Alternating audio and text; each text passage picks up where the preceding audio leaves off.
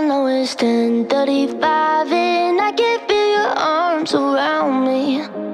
Let them drown me. All I know is 10:35 and I'm thinking, God, you found me. That you found me. Every day I go places in my head. Darker thoughts are hard to know. They look like monsters under my bed. And every time it's like a rocket through my chest. The TV make you think the whole world's about to end. I don't know where this night is going, but I know that you and me got something. So many things that I'm afraid of, but right now I ain't scared of nothing. 'Cause all I know is 10:35 and I can feel your arms around me. Let them drown me. All I know is 10:35.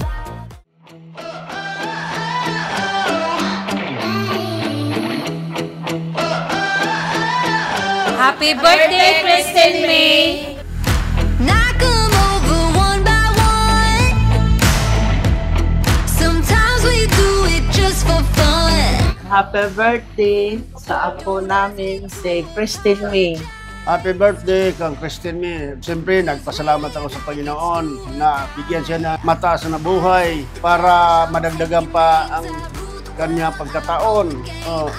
Ngayon, kahit malayo kami, kinabati ko na happy birthday sa apo namin. Maraming salamat, May. Happy birthday. All eyes on me. Hi, Boot. First of all, binabati kita ng 18th birthday. Then, wish ni Kuya na sana the goal na matupad mo yung mga pangarap na inaano ni Mama sa atin. Dilaw tayo. Magawa natin ng successful lang ang gusto natin sa buhay. At yung akin lang, focus lang muna sa goal. Iwas muna sa mga relationship na ikakabalaad sa pag-aaral natin dalawa. Lalong-lalo na sa'yo, na babae ka, si Kuya, walang problema. Happy 18th birthday, kapatid. Keep away, I'm rough to ride. I take the cash, I'm taking names. I rule the world, I run the game. I do it. Happy birthday, kapatid. More birthday to come. Dito lang kaming mga panganay mo sa focus ka lang sa goal mo. Mag-iingat ka palagi.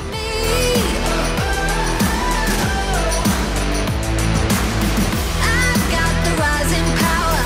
I've got what you need. Take it. Happy birthday, Ate May. Sana good health, tapos iwas sa relationship, tapos mag-ingat ka palagi. Andito lang kami sa tabi mo. Ate, salamat sa pagtulong ng mga ginagawa ko at happy birthday rin po.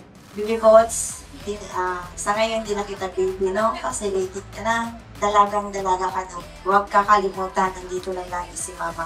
Huwag mahiya, huwag matakot. Importante, patuloy sa magiging totoo ka sa buhay, sa sarili mo, at lalong pagpatuloy may takot ka sa Diyos. Salamat din, lagi mo naintindihan si Mama. I love you, nandito lang si Mama.